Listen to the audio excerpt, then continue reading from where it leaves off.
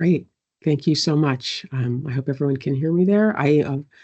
Great. So I want to welcome everyone to the RIPA subcommittee that's focused on STOP data. And we have a meeting plan that's going to include very informative presentations from DOJ, so we can get a sense of where the analysis is at this point for this year's RIPA report. I want to start actually by welcoming public and members of DOJ and others who are here today to contribute to the important work that's happening. And we're going to begin as usual with introductions from board members. Now, I'm not sure on Teams if I can always see folks at all times, but I'm going to ask board members to keep their cameras on during the meeting and actually, if possible, to go ahead and introduce themselves. I see, can I start with LaWanda Hawkins? Did you want to introduce yourself? Yes, good afternoon. I'm LaWanda, and I'm from Los Angeles, and I'm with a group called Justice for Murdered Children. I'm going to turn it over to Darren. Darren, and we'll introduce you probably again in a moment as a new board member, but can I invite you, would you like to introduce yourself now as well? I think you're muted, by the way. Captain Darren Green, the California Highway Patrol, and yes, I'm a new board member here. Great. Thank you so much. We'll pass it to John Dobart, Board Member Dobart. Afternoon, John Dobard, Vice President of Policy and Programs at Catalyst California. He, him, his, an appointee of Speaker Emeritus Anthony Renton. Great. Thank you so much. And I'll introduce myself. I'm Lily Kajavi. I'm a professor of mathematics at Loyola Marymount University in Los Angeles, and an appointee of the Attorney General's office. Are there any board members who have joined that I've missed? I think we've got everyone, but if not, maybe someone from DOJ could pipe up if it looks like I've missed someone. This is all of the board members Okay. on the call this time. Okay, great. Excellent. Thank you so much. Well, as I mentioned, we have a new board member, and I don't know if DOJ has a formal part of this introduction that's made, but I'd like to say thank you very much to Captain Green for joining us and representing CHP. And something I really appreciate about this board is that the RIPA board has members from across the state from a wide variety of perspectives, professions, experiences, and that really advances the work of the board. So I welcome you. Thank you. I don't know if there's anything else to add to an introduction, but we're really looking forward to your participation. DOJ, is there any additional formal part of this process? I know Board Member Green's been sworn in, so. No formal part of this process, but if there's anything else you'd like to share with the board by way of introduction, please feel free to do so. We will reintroduce you, of course, at our full board meeting here in a week, maybe 2 weeks. So thank you so much for joining the board, and really looking forward to the board's collaboration on this work. It's my pleasure. Just a brief background. I've got almost 25 years with the Highway Patrol. I started my career in the Los Angeles area. I grew up in the Pasadena area, and I transferred up here about to the Sacramento area probably 20 years ago now. Gosh, I can't believe it's been that long. But and this is where I've spent the majority of my career, and I'm looking forward to the opportunity. Thank you. Thank you so much. Well, so let's move then to the primary agenda of today's meeting, and in particular, I'm sorry, first we're going to take a look at the minutes from the last meeting, and then I'm looking forward to the presentations from DOJ on this year's analysis. So as usual, we take a look at the minutes from the last meeting. I don't know if anyone wants a minute or two to collect thoughts about it. They're lengthy, so we won't be reading through them anew now.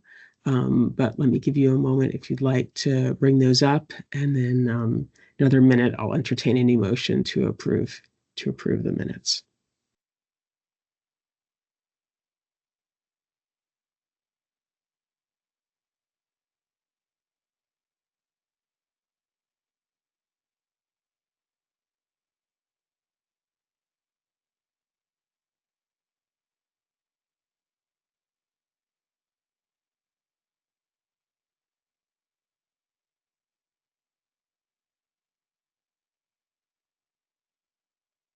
And I'll just add for those who are joining in, as you join in, you may have information in the meeting chat.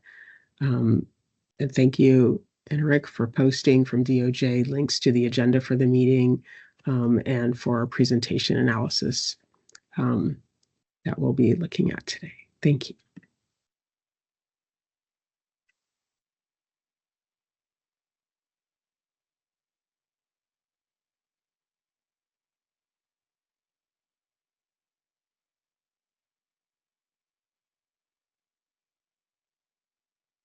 So I guess I'll ask particularly to board members if there are any corrections or comments, or if not, if you'd like, I'd be happy to entertain a motion to approve the minutes. Board Member Hawkins? Motion to approve.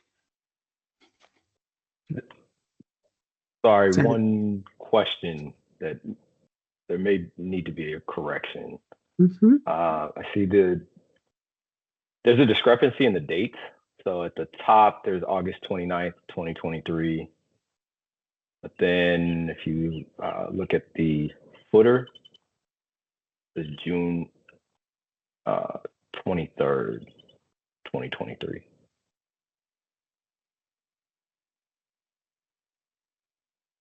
That sounds like a friendly amendment. A note Yes. to DOJ.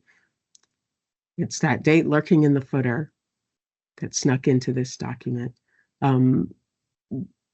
So can I propose that with that correction, or is that proposing a friendly amendment? Board Member Hawkins?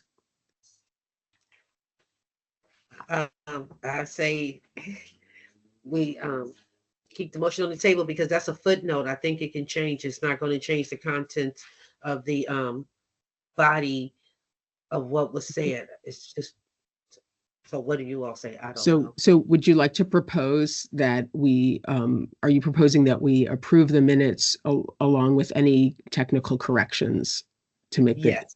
of the date? Great. Yes, I am. And Board Member Dobard, does that sound good? Are you seconding that Yes. proposal? I second Okay, the motion. so can I just get confirmation from someone in DOJ that there was that, that we'd like the proposals to amend the minutes with the dates made consistent in the footer to match the meeting date? Yes, Kendall, procedurally. thumbs up. Okay. All right, great. Well, then let's go ahead and vote. I don't know if we do we need a roll call vote for the minutes? I'm sorry, I should know offhand by now.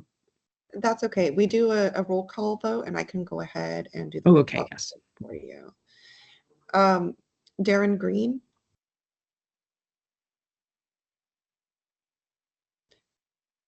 That was an aye, I saw it. Yeah, Aye. thank you. Lawanda Hawkins. Aye. Aye. Lily Kajabi. Aye. John Dobard. The minutes have been approved. Thank you. Great. All right, great. So now we're going to move on to a primary focus of our meeting. I'm going to invite the DOJ representatives of the research services to present on preliminary findings for analysis from the most recent, now full statewide data set collected under the RIPA statute.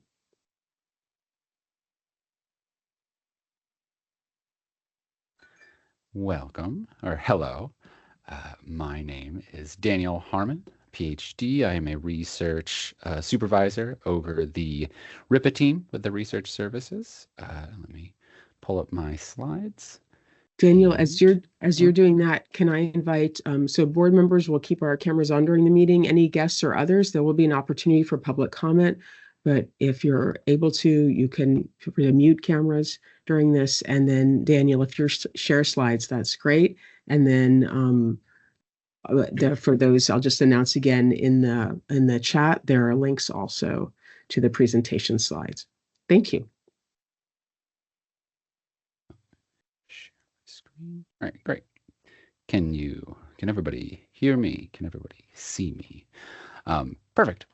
Then yes, as I was saying, I'm Daniel Harmon. I am here with the research services, and we're here to talk about the preliminary stop data overview for this year's RIPA report. And so what we're going to, come on, there we go. So what we're going to talk about today is kind of an initial summary of the Research Services ongoing analyses for the RIPID data from 2023. And we are aiming to give the board a first look at this data. And in line with the board's focus this year in youth, we're going to slice it up with a focus on youth and policing data for our initial analyses. And then we're going to end with an eye towards the future and talk briefly about some other planned analyses and some areas that might warrant some deeper investigation. And then after that, we'll have some time for questions and everything like that. But moving along. So 539 agencies reported this year for a total of a little over 4.7 million stops. A little over 800,000, about 17% of those stops involved persons ages 1 through 24. And then we have also covered or collected the general demographic data with the RIPA report, right? The perceived race or ethnicity, gender, sexual orientation, age, English fluency, disability, that sort of stuff for the summary today. And so jumping right in, let's look at overall stops that we've gone here, sliced up by age into 3 broad categories, ages 1 through 17, right? Your minors, 18 to 24, your emerging adults, youth, and then age 25 plus. And so what we can see here are the proportion of stops in each of these categories separated by perceived race or ethnic identities, right? So we can see here that broad patterns are pretty consistent in all 3 broad age categories, right? The most notable differences here are with Hispanic or Latin individuals that make up 47.9% of stops in ages 1 through 17, a little over 51% for ages 18 to 24, before falling off at 25 plus to 41%. And we can see sort of an inverse with white individuals that make up a little over 31% of stops, 17 and under, down to 25% at 18 to 24 stops, and then rising again to a little over around 33% of age 25 plus stops. So this is in general separated by race and ethnic identities, what we have in the stops. And so let's talk about starting from the beginning, the reasons for the stop. And we've separated it out into traffic, suspicion, and then other reasons. And here, focusing in youth in that 17 and under category, we see that across the perceived race and ethnic identities, traffic stops are the predominant reason for a stop, making up a majority of most stops for each ethnic identity, with the only notable exception being Black youth, where suspicion makes up the majority, coming in at 55.4%. The other ethnic identity is Native Americans youth, where while the largest portion, traffic stops are not above 50%. The reason for stops. And so we can see that it's predominantly traffic, but what about how these are initiated? Differentiating between officer initiated and calls for service stops as a reason. We again are maintaining our focus on youth, so 17 and under, and we split it up on the left side here by perceived race and ethnic identities, and then on the right with perceived gender identities. And we can see that officer-initiated stops are the majority of stops across all perceived race and ethnic backgrounds or identities here. And that pattern maintains for most gender identities in the youth category, with the only notable exceptions here being that perceived transgender youth are more likely to have calls for service. As we can see, perceived transgender women and girl youth are 65% calls for service, and perceived transgender man boy are kind of a coin flip between 50% officer initiated and 49.8% calls for service. So it's definitely a larger portion than we see in the other types of categories. They usually hovers around, see the low 70s to low 80% officer initiated, right? One thing to note when interpreting or viewing these results is that there are fewer stops where the individual is perceived as transgender man boy or transgender woman girl. So fewer numbers of stops will sway those proportions a bit more. So that is one thing to note as we continue on. With going back to incorporating all age groups, overall, we've gotten through a reason for the stops, how it was started, and now looking at the actions taken. And so for this presentation, for these analyses, we're really focusing on 4 types of actions taken for the most part, where it's searched, handcuffed, detained curbside or in patrol car, and then ordered exit for the vehicle. And overall, we can see pretty similar patterns across perceived race and ethnicity, where searched and detained occur more often in relation to like handcuffed, and ordered exit to vehicle are even less often in comparison to those other 3 categories. And the only notable exception here, other than just the base rates of how often these actions happen, is Native American individuals, where detained happens less often in relation to handcuff than the other categories. And that is, again, partly that should be viewed in relation to that there are fewer stops where involving a perceived Native American individual in relation, so fewer types of stops, or fewer stops will influence these proportions more so. And so continuing on from the types of stops, just looking at the average number of stops, because as we know, more than one action can occur during a stop. So we see that the overall average across all stops of all ages is about 0.61. And we can see here that a lot of categories will stay in line with that, right? Perceived non-LGBT, English fluent, no disability, hover around the 0.6 range and average stops. We see perceived LGBT individuals have a slightly higher average stop count at 0.9. And in only one of these categories, we see that there is more than one action on average per stop, with a perceived disability coming in at 1.82 average actions per stop. So then what does this look like kind of for youth then?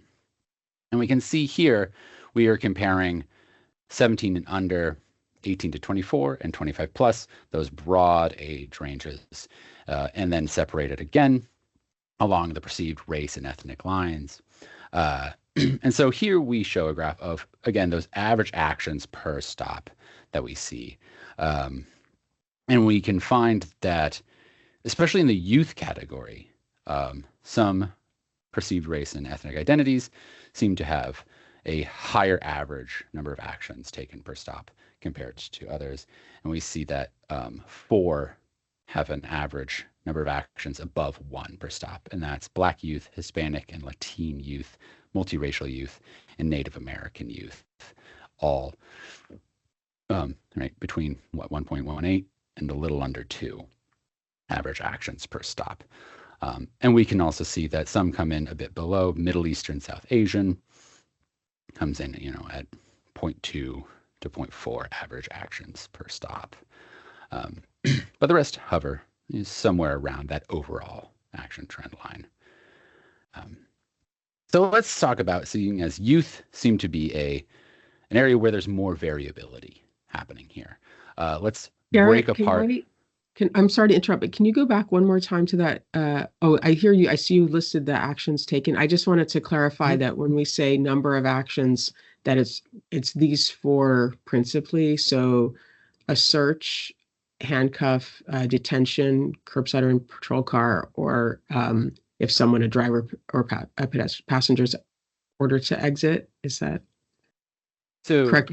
Or that these are the primary types of actions that are. So the average actions per stop, if I recall correctly, incorporates other actions. But when we break apart looking at specific actions, we're only talking about these four actions Okay. right now.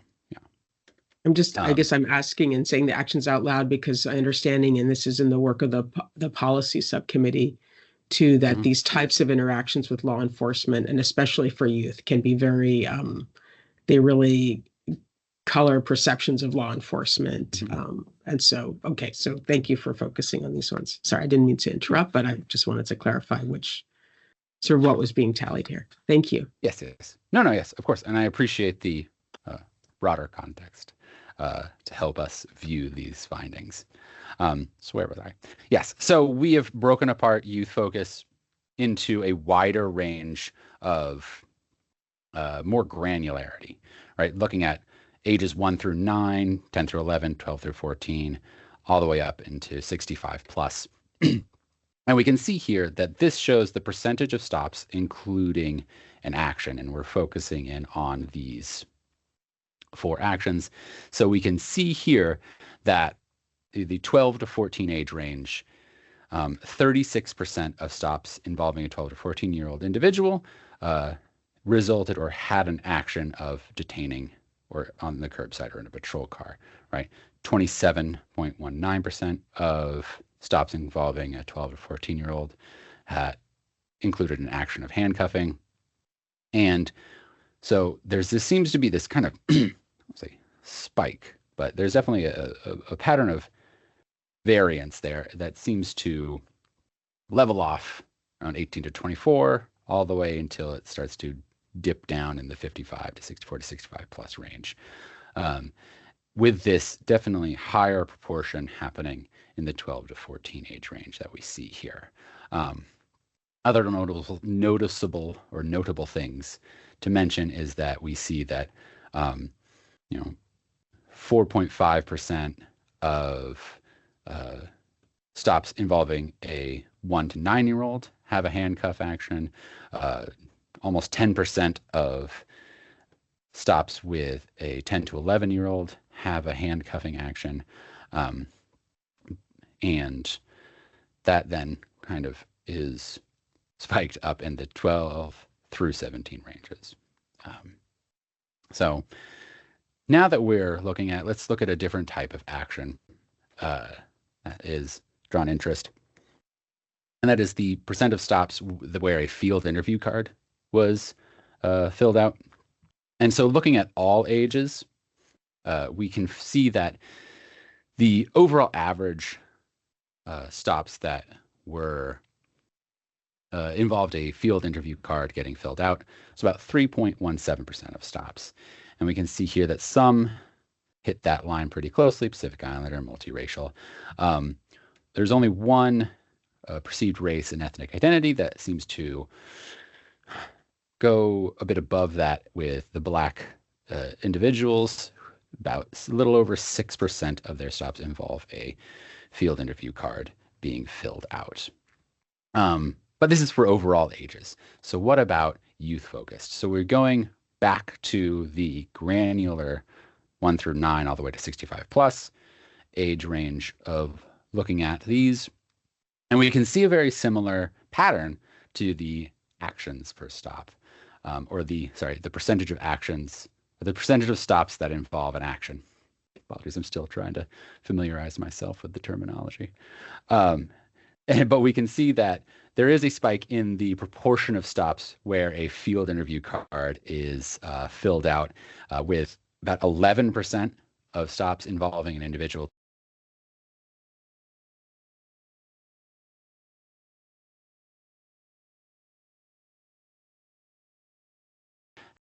a field interview card filled out.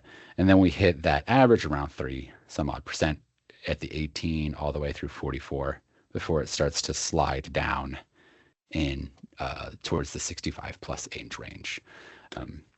Another interesting note is that the 1 through 9 age range is also pretty on point for the overall average, of about a little over 3% of stops involving 1 through 9-year-olds have a field interview card filled out.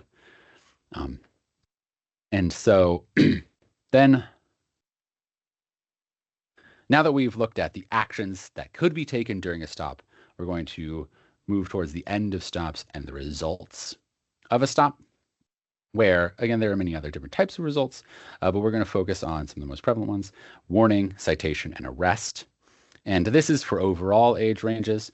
We look at this split apart by race and ethnic perceived identities, and we find a pretty consistent pattern of citations being the result of a stop more often than warnings, and then those being more often than arrests, relatively.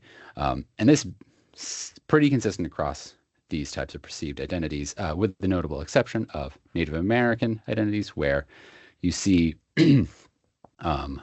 arrest being a result more often in relation, and warnings happening less often in relation to, or sorry, citations happening less often in relation to warnings, at 35 and 30%.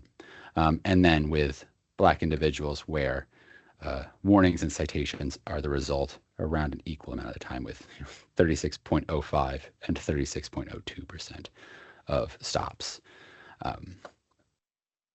And so, again, as is with the others, we're going to break that apart and view this in the more granular age ranges. And what we find is that similar sort of pattern where something happens or stops look differently in 10 to 12, 12, 14, 15 through 17, right? We can see 18 and plus, all those three types of results happening in that same sort of relation, right? Citations happening more than warnings, warnings happening more than arrests, so on and so forth. And that is not the same pattern that we see in 12 to 14 and earlier, right? We see warnings happening more than citations, specifically go with 12 to 14, but arrests happening in 28, almost 29% of stops with a 12 to 14-year-old. There's an arrest that occurs, which is at higher rates than warning and citation, which is unique amongst us all these patterns as we see here. And then additionally, 1 through 9 and 10 through 11, we see warnings happening more often than citations in both of those categories. More than 15 to 17, so it starts to kind of settle into that groove before maintaining throughout the other ages. So there's definitely a lot to unpack here, and this is something that we're working on. But there does seem to be a pronounced variance earlier in the youth. And so what we're going to do moving forward is look at tests for racial and ethnic disparities amongst these and amongst these different age ranges, look for intersections between age, gender, race, and ethnicity, these types of tests, to dig into these patterns of differences that we're finding. We're also going to look at different charge types, right? Loitering versus trespassing versus vandalism, that sort of thing. As well as specific actions, right? Such as the handcuffing of minors or youth, and age-based disparities, duration of a stop. We're also going to look into consent searches and pretextual stops as analysis with relation to youth. And that is where the research services is. And I can open up for questions.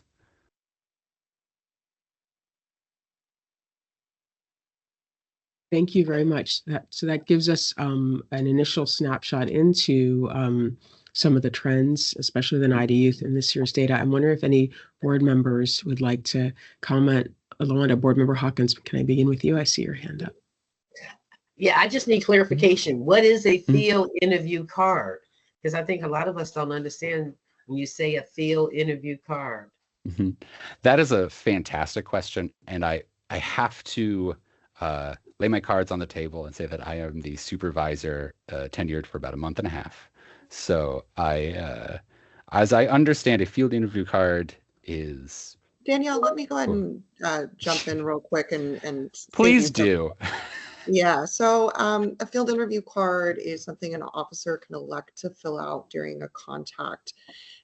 It's unclear, depending on the type of agency, how field interview cards are used. One of the more common uses of field interview cards we see are for entries into the CalGang database. However, not all field interview cards are entered into this database. Policies on them vary throughout different agencies. So the field interview card is just a card an officer fills out during contacts. The LAPD field interview cards, for example, also collect information on someone's, for example, social media, who they've been associating with, what neighborhood they may be in, as well as more information about that person or that youth that they've made contact with. Wanda, does that answer your question? Okay, perfect. Yes, thank you. Yeah, thanks for that. Those examples, they really show how broadly use of field interview cards can vary. And I think I want to add as a footnote that there's some recommendations in last year's board report about the use or I wouldn't say overuse or concern of bringing youth into gang databases and so on, that this may not be a productive part of policing interactions. At any rate, there are recommendations about their use. Are there other, as we're reflecting back on the slides, other questions for Daniel or comments about these slides, which may inform some of our discussion later today? Yeah, did you look at Oh, can I interrupt? Jessica, I apologize, but the way these meetings are structured, there's my understanding is there's board discussion now, and then there's an opportunity for a public comment, which is vital and becomes part of the public record. And so can I get confirmation from DOJ? Does that sound consistent? So I invite any member of the public with comments, questions, or concerns related to the slides or any other aspect to please make note of them, and then so that they're entered during public comment. Is that okay? Yes, that's correct. We have public comment scheduled near the end of the agenda, and we certainly are looking forward to your public comment. Yeah, so I apologize. It's a very highly constrained format, but to me, the public comment is really a vital part of these meetings. So thank you for that. Board Member Hawkins? Yes, it's me again. I wanted to know, when we talk about law enforcement and the youth, was that with school police or just school law enforcement or just law enforcement in general? So the question was basically, are the stops looking with the youth only at schools or just in general? I will need to verify with my team, but I'm fairly certain that it was in general. All stops. That's correct. Yeah. So last year. Yes, I just got verification that it's in general. Sorry. So last year and the year before, we looked at data and examined some data pretty specific to youth in schools. And based on the board's discussions and some of the data we reviewed, which showed a majority of interactions with youth and police actually occur outside of the school setting. What we did is we cast a broader net this year. And so we're looking at those overall interactions with youth to see what that looks like. I hope that answers your question, Melinda. Perfect. Yeah. One more question. Now, those law enforcement agencies where we've seen a spike in stops in one particular group, how is DOJ addressing that with that law enforcement agency? How do we address that? Are we sending recommendations? How is that handled? Because it's being flagged already that we see a spike and that one group of people are being targeted. And if we're seeing it from one law enforcement agency, I don't want to paint a picture on all law enforcement because that creates negativity in our communities as it is. But if we address that agency, are we addressing these agencies when we see this issue? Are we sending letters of recommendation, should I say? Can we send letters of recommendation? Maybe that should be the question. Am I right, Lily? Question, should I put it like that? Can we send letters of recommendation to law enforcement agencies where we see a spike in profiling on a certain group of people? Kendall, did you want to speak first to the ability of the board, besides in their production report, other actions, and then maybe as a subcommittee, we can talk about possible ways to look at the data more narrowly and like. Okay, sorry. No, that's good. These are all excellent questions, Lawanda, and I thank you for bringing those up. Ultimately, the board is an advisory board. That being said, as a board, you all could vote, for example, to send a letter to the legislator with specific recommendations. I can tell you annually we do send our recommendations to the legislator of different things like policies and things like that that we may want to see changed. We also send letters at the end of the year to post, but again, these are recommendations, broad recommendations from the board.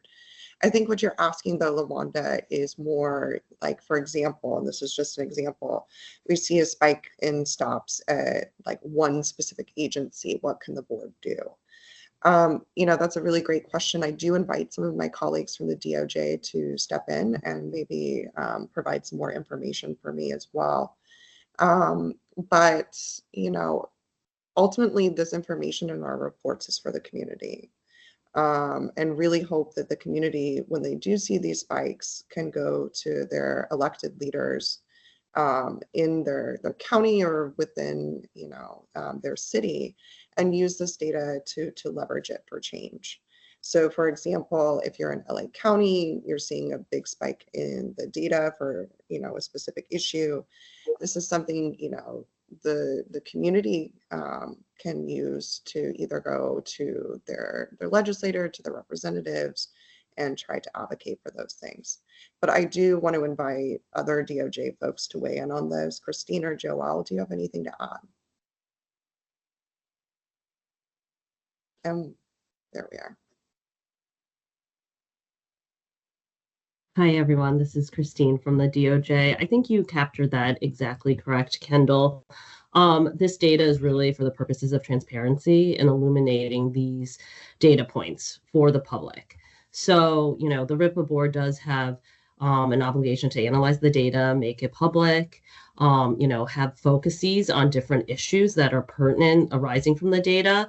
I think some of this data will inform this year's recommendations that your subcommittee and the broader RIPA board will want to pursue.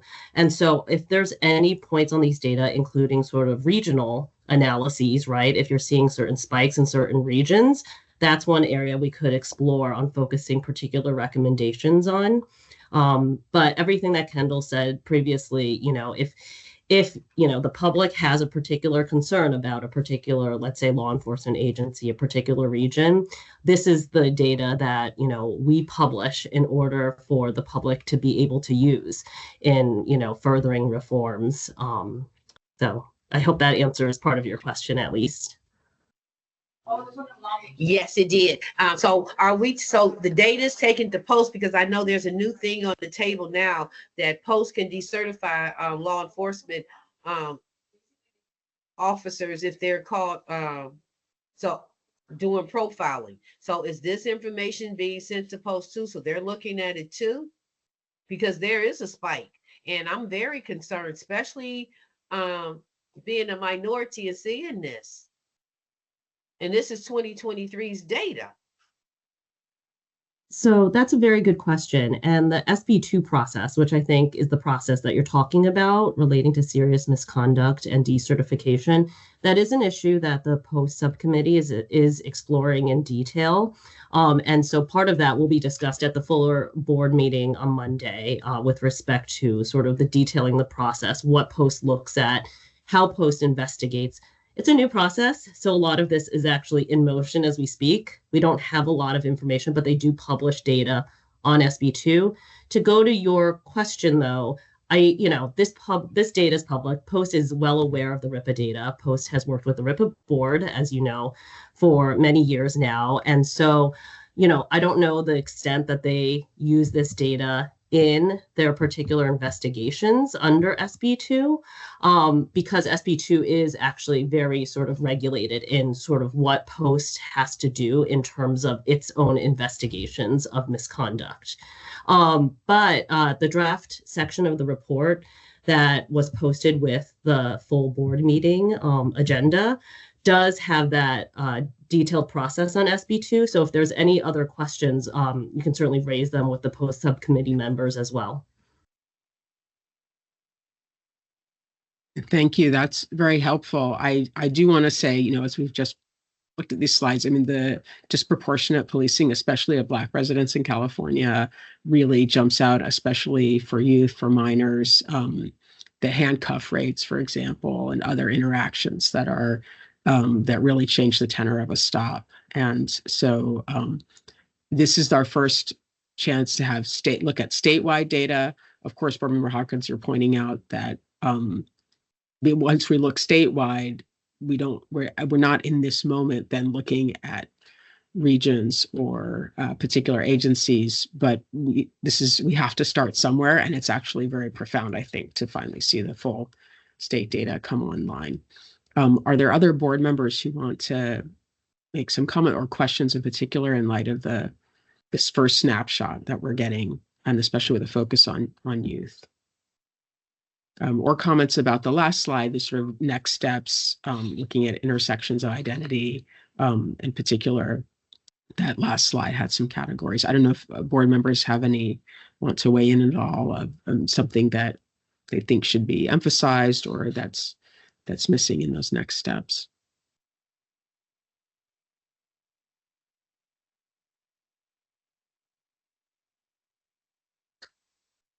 Or any other questions for this moment? Yes, thank you, Daniel. Did you? Yeah. I was just going to say, I can also bring up the slide of our plan analyses if that helps.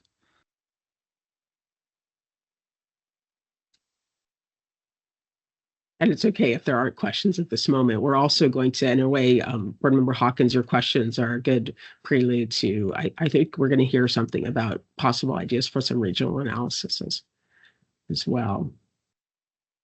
So maybe we can we pivot to that? Okay, great, thank you.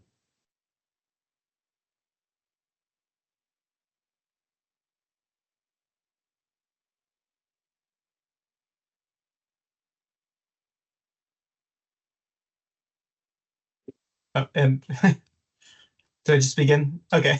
Right. Thank you. Sorry, I don't. Yeah. Would you like to introduce yourself and thank you? Yeah, I can introduce myself. Yeah. So my name is Garrett Lindsay. I'm an attorney with the California Department of Justice in our Los Angeles office. Give me one moment. I'm going to share my slide presentation.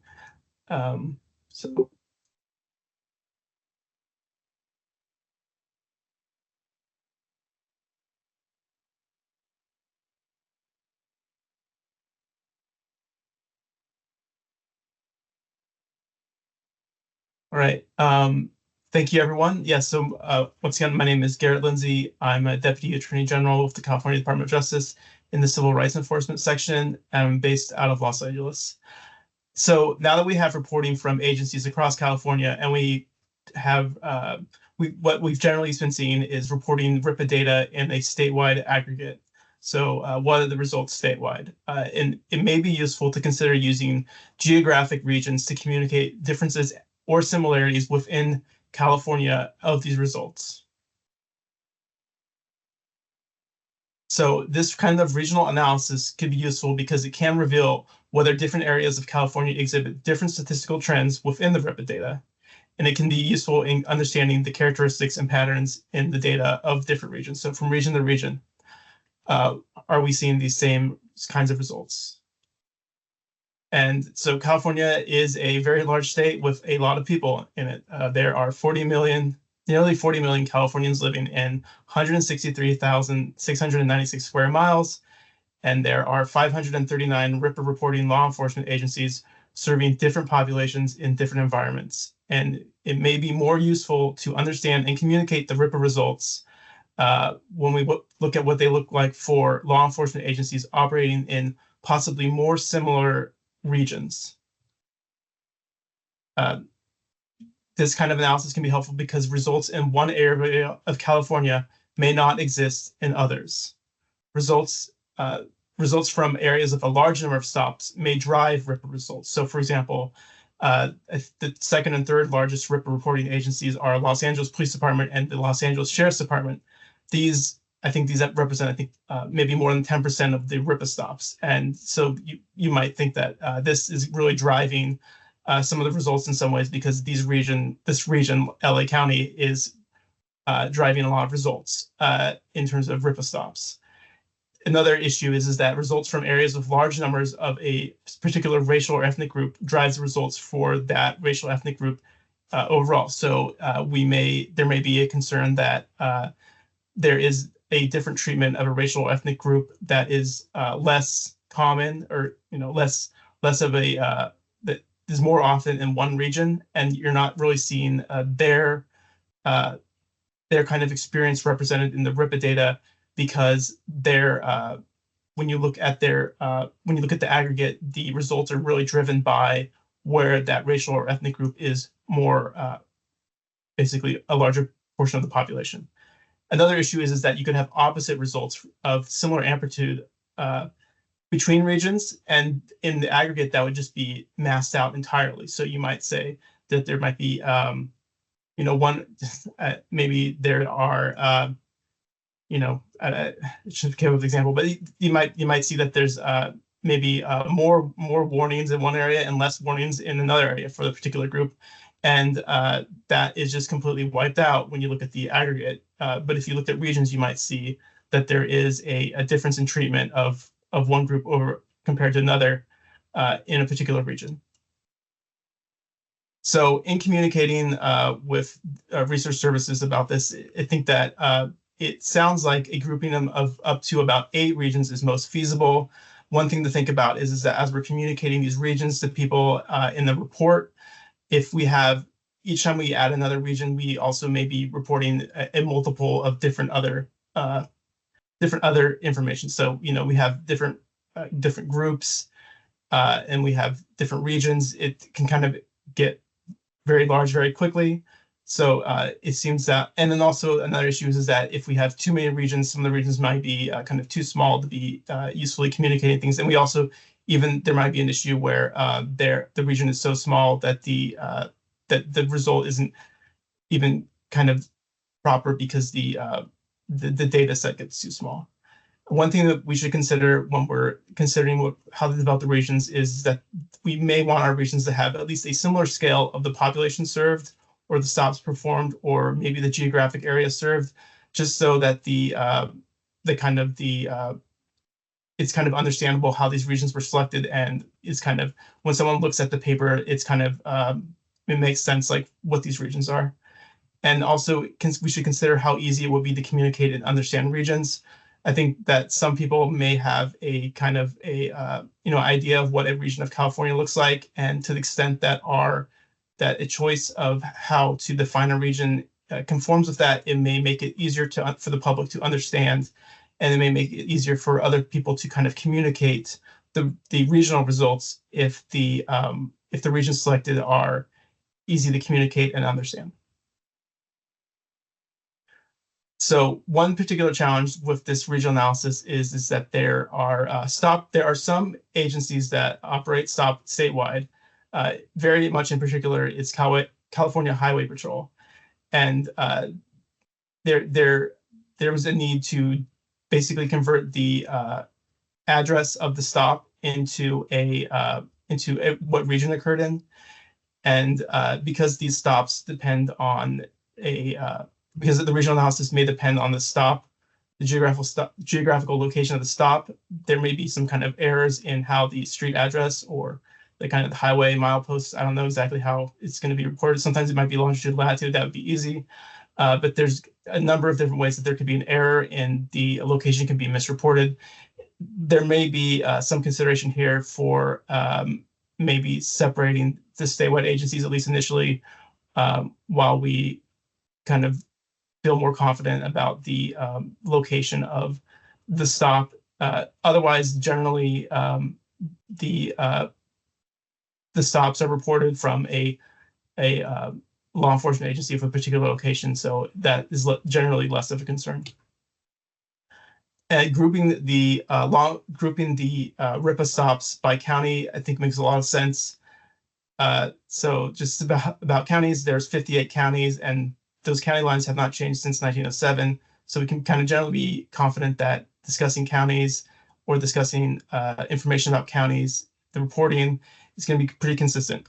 And generally, the way the California government is aligned, and it's easier to communicate, and there's a lot of compatibility with other data sources, and also just how people communicate California.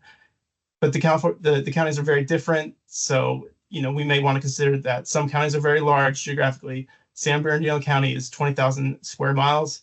San Francisco County is 47 square miles. There are nearly 10 million people living in Los Angeles County, and there are only 1,200 people living in Alpine County. So, there's not necessarily a very easy way to organize these 58 counties into something around 8 groups, and there's all these different considerations and how they vary. So in looking at different ways that these counties have been grouped together, I have 3 examples. So one example that came to mind is the way that counties are grouped in the District Court of Appeals in California State Court. And so one thing that is logical about this is that it relates to criminal justice, and they've been using these same lines since 1984. So I think it can be communicated to people, particularly who are familiar with the court system, that these are the regions we've chosen. I think one kind of big con about this is that, negative is that these districts are kind of organized around court administration, and every appellate district is in some ways organized by having a major metropolitan area that has a that's kind of the seat of the court. So, Sacramento, Northern California is served by these administrative centers in Sacramento or San Francisco. The Central Valley is served by a center in Fresno, etc. So that's one thing to consider, that you're not really seeing a kind of rural grouping. Every group has a metropolitan area. The Department of Transportation has these regions that they use in organizing. The California Department of Transportation. This is related to stops because it's related to how transportation people move. Traffic stops are a large portion of the stops in the RIPA data set. And it's also related to how communities are organized. This isn't exactly perfect though. One is it has 12 regions, which is kind of more than we think is the ideal of 8 or less. And also another issue is that Kern County is split with a region split served by Fresno and a region served by Bishop. But obviously, we can think about how we want to do it. So we don't necessarily have to use the exact pattern that's used by someone else. But this is an example. And another thing about this one is it has there's also a Department of Education has a regional assessment network. This is related to how the Department of Education assesses the accountability of local agencies. And there's 11 regions here, which is also kind of more than what we were hoping for communicated in the RIPA report. But you can see there is a different pattern of organization than in the previous 2. But I think it is also still somewhat sensible. And another way that completely different, instead of looking at what another agency is doing, is that we could also think about what kind of characteristics we want to look at. So for example, we may consider a grouping in some way by county population density. So this may be a characteristic of interest, is how the RIPA stop reporting is different in areas with different population density. So, there's some problems with this, which is that the groupings they might change year by year. as population density changes. Maybe there's a sudden influx of people in Solong County because I think that they're planning to build a city there or something, and you know, things like that. Things can change, and so you know, we may find that the population density isn't comparable between reports, and also it may not be easy to communicate to people what exactly these different population density what it means. So when they look at the RIPA report, they may see like high population density and low population density or something like this, and it may not be easy for them to understand what this means for a particular region. They may have a perception that they live in a low population density area, but then it actually is not that case. That their experience is that they are. Maybe they live in a, you know, they might live in the northern part of Los Angeles County, but you know, their experiences is that they wouldn't be a high population density area necessarily from their initial review of the report. And then there's, you know, there's really unlimited number of ways that we could consider grouping counties. And we can also consider, you know, how other people have done it. There might be a good example that you're aware of that I did not present. There are other characteristics that could be used to group counties into regions beyond population density. I think one thing is that we probably would want to have one that's like along one dimension. So, you know, multiple kind of dimensional grouping might be harder to do and explain. And we may also consider combining characteristics with geography. For example, we might look at, say, the high population density counties in Northern California, and then a separate category for the high population density counties in Southern California. So that way there's kind of a combined region and geographical region and also characteristic of interest. So I guess kind of next steps, what should we do with these regions? Would it be good to provide the subcommittee with additional information on counties or regions? Maybe some proposals of regions. Does someone have proposed regions? Of these proposed regions, would you like to see kind of a feasibility analysis or demographics about these proposed regions or other proposed regions? And also kind of thinking about this, would we want to try to have this in this year's report or next year's report?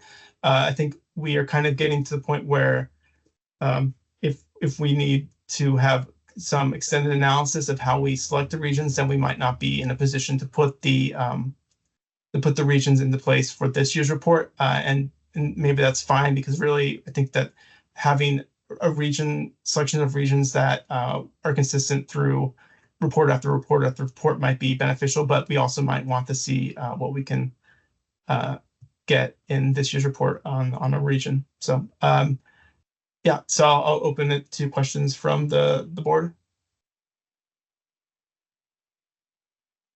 All right, thank you so much for that. And again, so this is our first year having fully statewide data, and we've got the issue that there are some very large agencies, CHP, clearly throughout the state, but very large agency, and then some regional agencies that in some sense dominate the data set. Garrett, you mentioned in particular, like LAPD and LA, the sheriffs, those two agencies alone represent a large fraction of the stops. And so having a regional analysis helps get a better view into other parts of the state. Does anyone on the board, first of all, have any immediate questions or comments in light of the ways that Garrett shared as taking a look in? Or other questions? Board Member Dobard, I see your hand up. Thank you.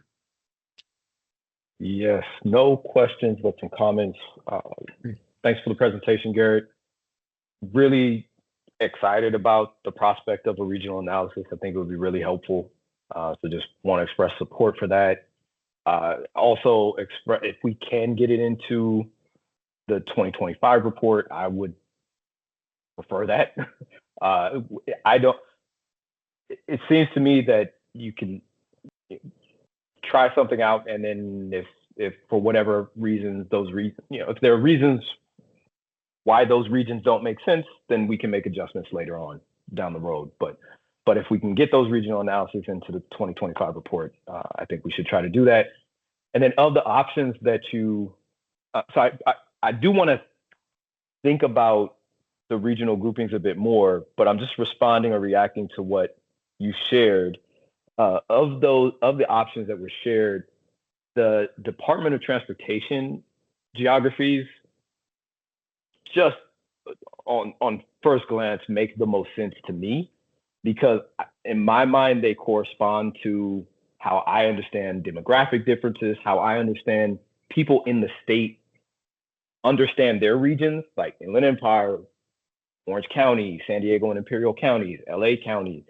Obviously the one that doesn't make sense is the breakup of Kern County, but that's the only one that really jumps out at me as like, okay, that doesn't make sense, and you would have to work with that. But of the options that were presented, that grouping makes the most sense, and I recognize it goes beyond the 8 that you want. So I don't know if there's, and you may have mentioned this, and I may have missed it, and sorry, I don't know if there's a strong rationale for no more than 8, but I think that map comes closest to what the groupings should be. And I think oh, so on the issue with the 8, my understanding is that one is that we kind of that makes it, you know, whenever we use a regional analysis, we have to report something that many times, right? So it just kind of, it gets more and more and more. So I think that 8 was kind of a thought of like what a sweet spot would be. Also, additionally, I think that there may be an issue where some of the regions might be too small, so that when you start kind of slicing these subpopulations up or less common events up, you end up having not enough of them to really report. There might be an issue where you're effectively you can't really report it because there's too few occurrences, and so the characteristics of those events get identifying. So that might be something else that is another reason why. And then I think that also it just gets more intense about categorizing things and developing the report as the regions go. But it actually, if research services has more specific issues that occur beyond 8, if they want to chime in, that because I'm kind of relaying secondhand about this, but that's kind of generally my understanding.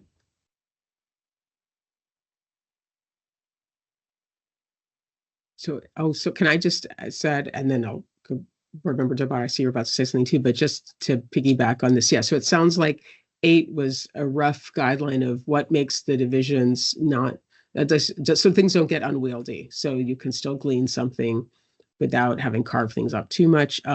It did sound to me too, like interestingly enough, the transportation coding does capture this idea of maybe there more, I don't know, there's an urban center that's so large population wise. Why would that then be part of a really big region in the regional analysis? And if there are 12 transportation regions, could some of them, Kern County is the one, you know, that you raised, could you just combine some of the regions here? So it's driven by the department, the DOT regions, but where some of them have been combined for this purpose. Yeah, at first glance too, that also sounds like one that meaningfully ties to, you know, why we'd want to break the data up. It's not just to have a magic number of 8 bins, it's to have regions where you might say really get something meaningful out of looking at just one region at a time. Board Member DeBardi, you look like you were about to unmute earlier, and I didn't mean to step on top of that. No worries. I was just saying that I got it. So nothing more to add. Thank you. Yeah. Other comments or thoughts? I'm thinking also, especially, I know CHP data, it's a huge agency, it's across the state. And Garrett, you've mentioned that how stops are encoded may make it, there isn't some perfect machine already that maps every stop into a DOT region. So I'm wondering if there's anything else, or Board Member Green, if you had any insight on CHP, I'm asking naively in terms of, are there regions that CHP divides itself into, or north and south, or anything else that kind of makes you think about if there's some data analysis for data that's coming statewide, is there some reason to think of certain types of groupings, either in light of these slides or just in general for CHP? You know, it's funny you mentioned the 8. We have 8. We technically have 9, but the 8 field divisions we have are broken up geographically throughout the state. like our northern division is just that, the northern half of the state. And as you go down, we have our Golden Gate division, which is from, the southern tip of San Jose all the way up to Santa Rosa. And it's broken down similarly to the DOT map, but I think it would be maybe worth looking at because it is broken up relatively well. And internally we've done a good job of moving areas to where one chief or one level of management isn't overwhelmed by too much population. Sometimes you can't avoid it with the Golden Gate area or the Bay Area or Los Angeles area, but ours is broken down regionally very similarly.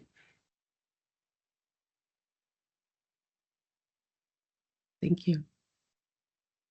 I think implicit in all of this discussion and the idea of looking at regions is really at the end of the day that there are so many agencies and that there was, and we will come to this in our later discussion, there had been a data dashboard at the DOJ website.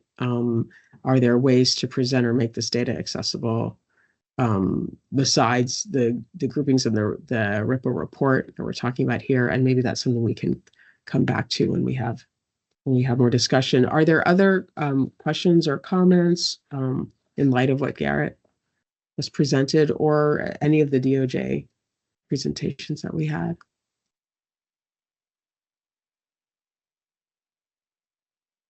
Okay, thank you so much, Garrett. I really appreciate this, and to DOJ for giving us a first view into what's going to inform, especially the focus on youth and how we're going to move forward this year.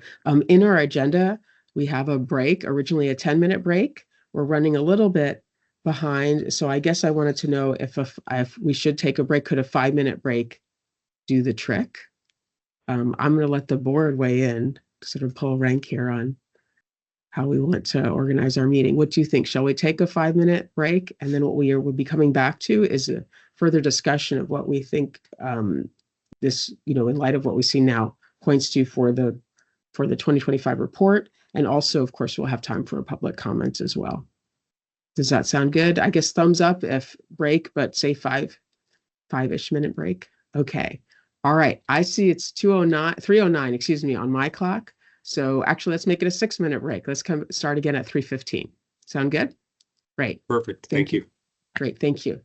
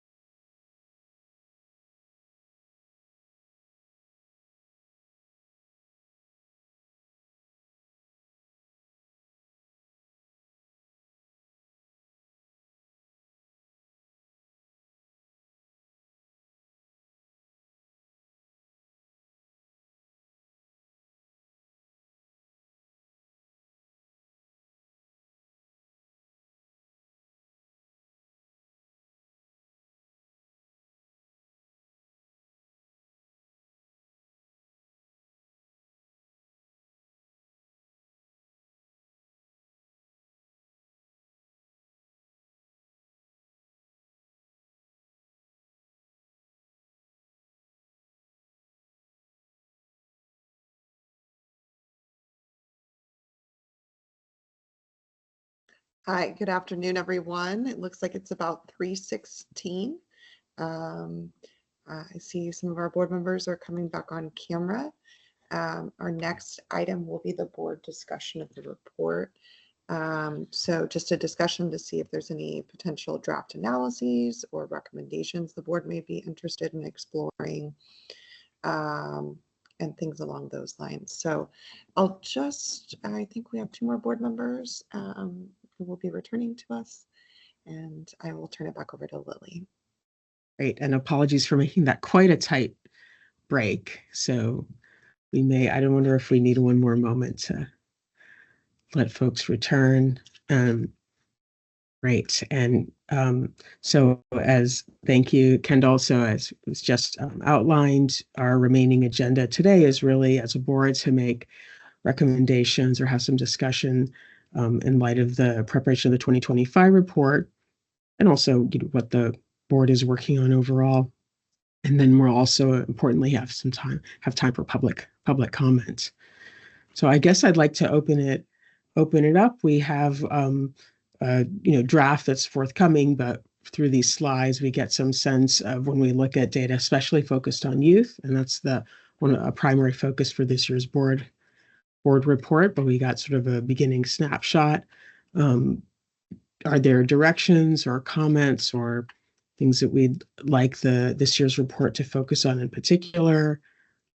We can see already direction that's things are headed in, but I just really want to open it up. Are there any board members who wanted to weigh in or share any thoughts?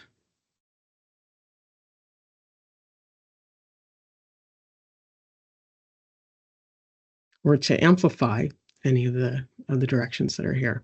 Maybe I want to say in particular that the focus on youth, I think, is really an excellent idea. So this was a general board recommendation for this year's report. As the reports have grown over the years, this will give us a chance to really hone in on target, look at a narrow set of topics. But at the same time, there are trends that we see in the data that's really important for transparency, for public view, that each year's report also includes a view. And this year, for the first time, statewide data. So I don't know if any other board members wanted to chime in, and also besides the report itself, thoughts about RIPA. And I'll apologize, there is a meeting chat. I'm a bit behind on reading it as I'm trying to also speak here, but we will come to public comments as well.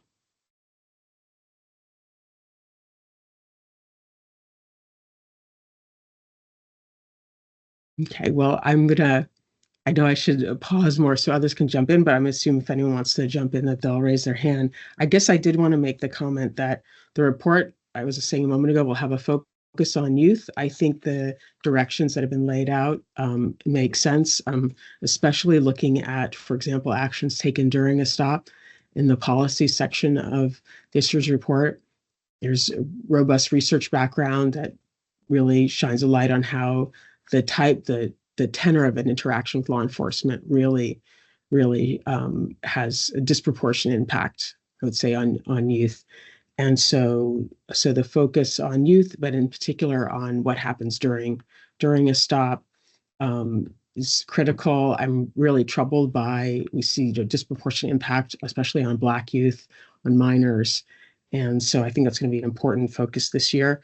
I also think it's critical to focus on data that's related to some of the past recommendations. So in particular on pretextual stops, and we're seeing agencies across the country, but in particular California, reshape policies around pretext stops, around the use of consent. In other subcommittee meetings, I believe it was in the policy subcommittee meeting, we had speakers from the CHP and LAPD speak to that. And also the field interview cards. So having a focus on how those are used or which agencies are using them is really critical. I also want to say that besides the report, I think this did come up in the chat earlier, but something board members have been thinking about is there was a data dashboard that was hosted by DOJ that was statewide, although we didn't have statewide data yet. Now we're in a situation where some individual agencies have set up their own data dashboards, but that's not consistent across the state. And so although that isn't part of the RIPA report, the annual reporting.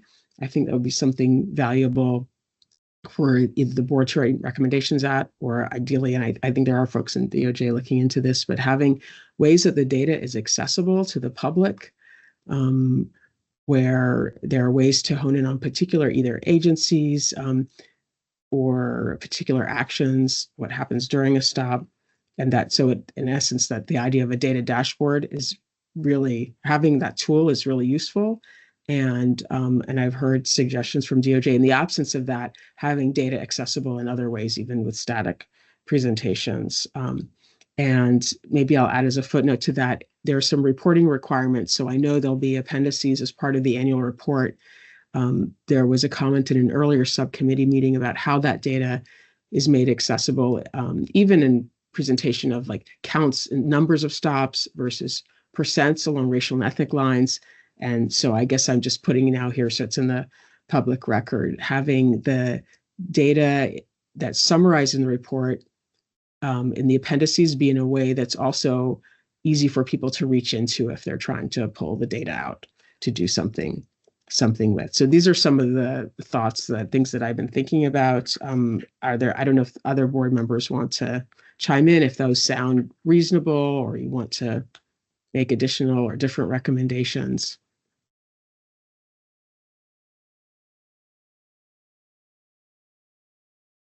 I'm not sure, Board Member Green, if that was sounds okay. I'm good. I couldn't tell if you were reaching to, and we can also go one by one. I don't want to put anyone on the spot, but if anyone wants to say, okay, I'm good, that's fine too.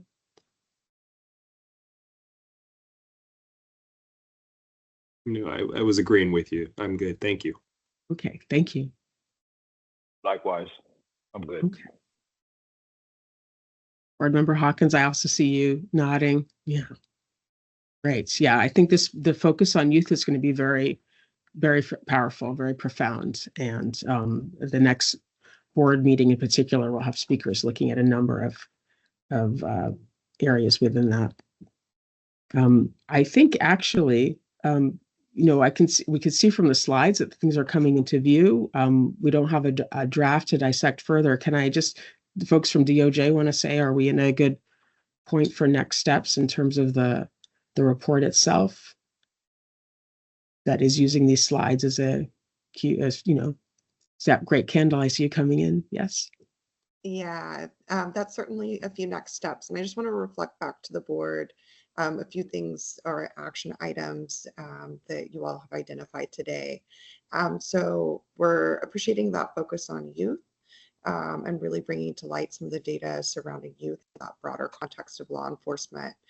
The ask is also to continue a through line with prior analyses in the stop data section. So even though we're focusing on youth, continuing that discussion of pretextual stops, for example. And kind of the last action item I'm hearing from this board is the subcommittee is very interested in making recommendations on public accessibility of the RIPA data, whether that be through a dashboard or some other form. So those are kind of the high level action items I was taking away from this discussion. Is there anything else DOJ should have on their action items for next drafts or things along those lines? Fantastic. I think that's all from us then. Okay, so in light of that, I'd like us to move to public comments. And I want to thank, first of all, members of the public who are here attending and participating. This is, to me, such a valuable part of these meetings, and public comment becomes part of the record, both in, these meetings are taped and posted, so your comments are shared, but also in the meeting minutes, and board members really have a chance to take this in. Historically, we've moved sort of regionally through the state, so I'm going to continue that. I guess we'll go north to south. And so if you'd like to speak, you can raise your hand. I see some participants are doing that. I'm going to try to move my own view in a way that I might be able to see whose hands are raised. And also, if you're calling in a way that you're unable to raise your hand when I call for various regions of the state, if you're able to unmute and want to chime in, that's great. So I'm going to start with Northern California. I know there may be participants who are from a different part who've raised their hand. but let's see if this regional pass-through works. So first of all, is there anyone from Northern California who wants to weigh in or share comments?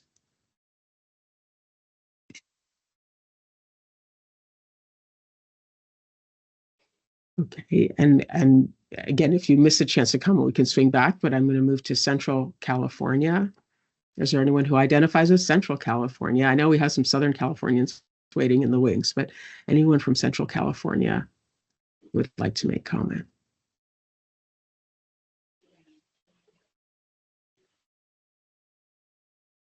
Okay, so I'm going to move to Southern California, and I'm going to start with the folks who I could see have indicated I can see on my team screen. I'm going to start with Michelle Wittig.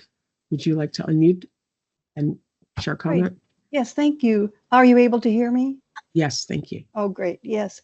I'll just read to you what I put in the chat so that those who watch the meeting after this has occurred can actually hear.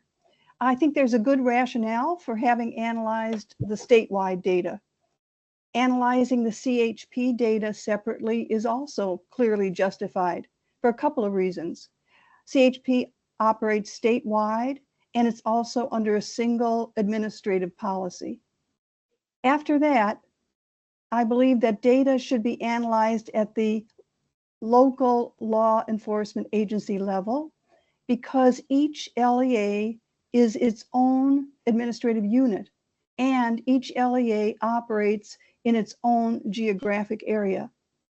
In contrast, segmenting data analysis by regions appears to have less justification, though a justification might be made. One caution is that segmenting the data without a good rationale runs the danger of obscuring rather than illuminating answers to key questions that RIPA has been mandated to answer. And just to show you what might be done to facilitate those specific law enforcement agency analyses, my second comment is, could it be possible for the DOJ to make its executable file, in other words, the file that it used to statistically analyze the statewide data, available to those of us who have our own specific LEA data file and variable file, so that we could run the identical analyses that were run on the statewide data on our own community's LEA. And to enhance the integrity of those analyses, it is possible to put a tracker on the data so that people who are not employed by DOJ and want to analyze the data can have their data analyses monitored so that they are not cheating with the data or making it turn out a certain way by choosing what to include and what not to include. So that would be extremely helpful, and it would also make it possible for those of us who are in various communities and want to analyze our own LEA data to do so easily, fairly easily, using the executable file that the DOJ used on the statewide data. Thank you.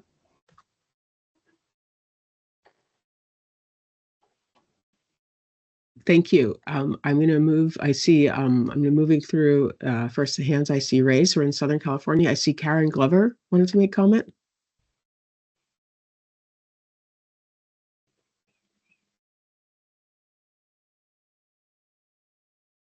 And Karen, I don't know if you're able to unmute.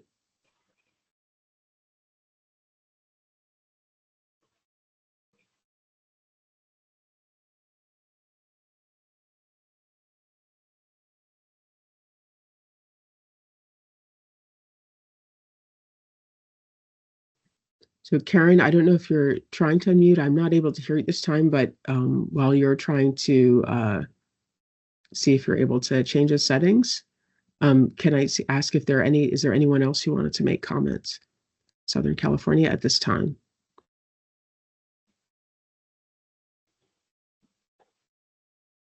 Yes. Right, I can hear you. Do you want to go ahead? I see you identify as the other Jamaican. Please go ahead. Yeah, because the last time there were two.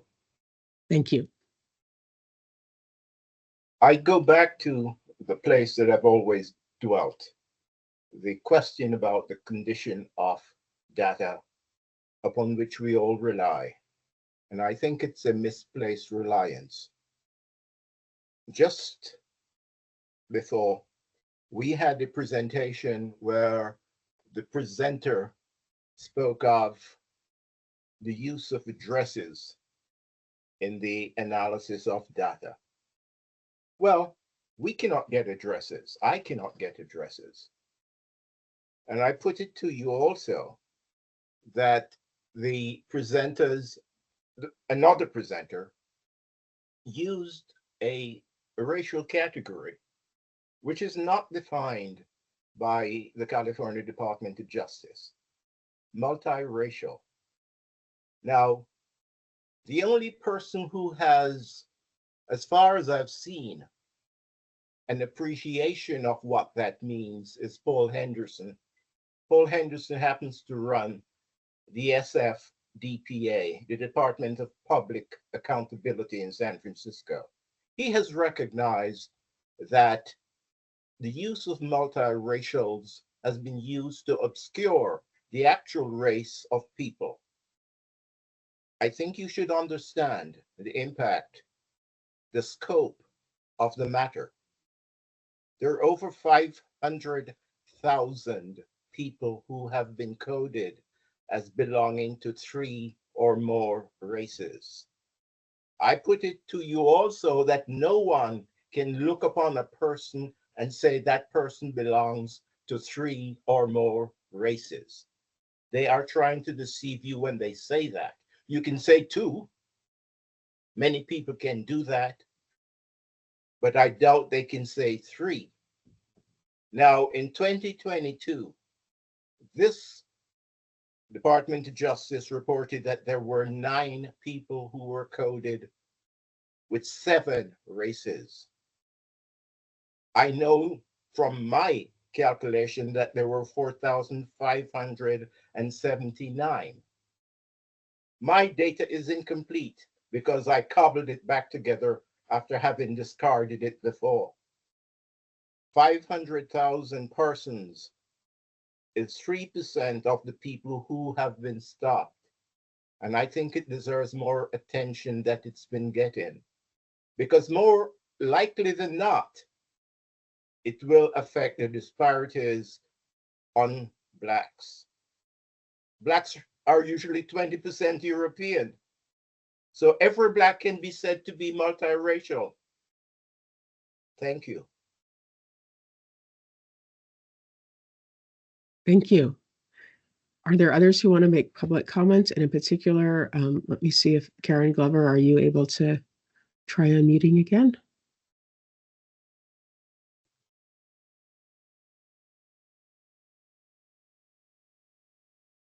And if not, that's okay. If you're still on and want to indicate in the chat if you're trying to unmute.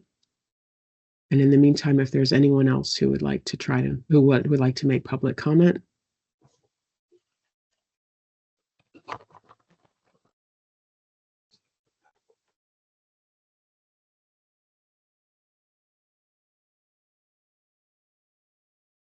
Okay, so at this point, I don't see others. I do.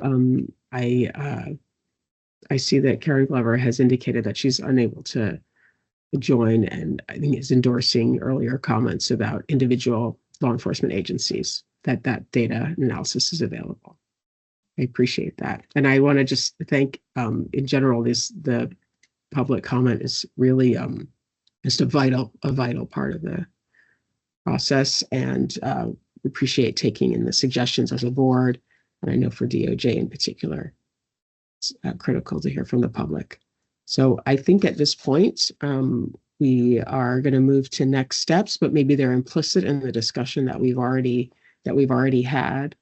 And so in particular, that DOJ has taken in suggestions that were made, both about the report. We're endorsing this move towards analysis of data with regard to youth, and also that we have these through lines from past board recommendations and the way the data may reflect changes or not with respect to law enforcement policy around pretextual stops, consent searches, use of field interview cards.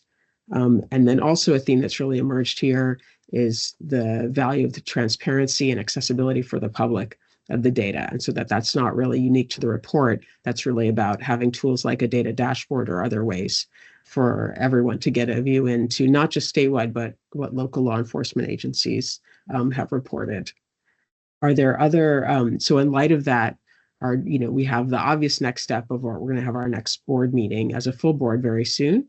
But are there any board members who want to suggest either additional next steps? I'm going to also, I see that I'm going to invite DOJ to weigh in. I see there's some posting in the board. Anna Rick, did you want to make that announcement out loud as well? Would you like me to read it when that is information about the next board meeting? Go for it, Dr. All right. Well, okay. Thank you. So as I mentioned, there's a board meeting. It's actually around the corner. It's on Monday, June 24th at 10 a.m. So on via Teams, as these ones are, that really creates great access across the state to participate. And there's the formal meeting notice. There's a link to that in the chat, or it's when folks can find that on the RIPA website. Thank you. Other next steps. Or in light of this, other thoughts, thinking ahead to our next subcommittee meeting, I'll say we'll meet as a full board, and then before the next board meeting, we'll have an opportunity as a subcommittee. And at that point too, as the board report comes into play, I imagine we'll have, there'll be more text along with both what the policy subcommittee has looked at, but in particular, in light of the data analysis. So those pieces of the report will start to come into focus, and we'll have an opportunity to comment on those. So is that an affirming? I see sort of a nod from Lawanda on your part. So yeah, I think we're headed in good direction this year. The data is profound. It really sheds a light on what's happening across the state, and we have really an important opportunity to draw attention to that, and ideally to make recommendations to really improve situation across the state. So I think with that, I'd like to thank everyone for participating today. Thank you, board members. It's vital we're here, but especially thank you to the DOJ and to the public and any other guests who are here today. And I will see you all on the 24th, on June 24th. Any additional comments from DOJ or board members?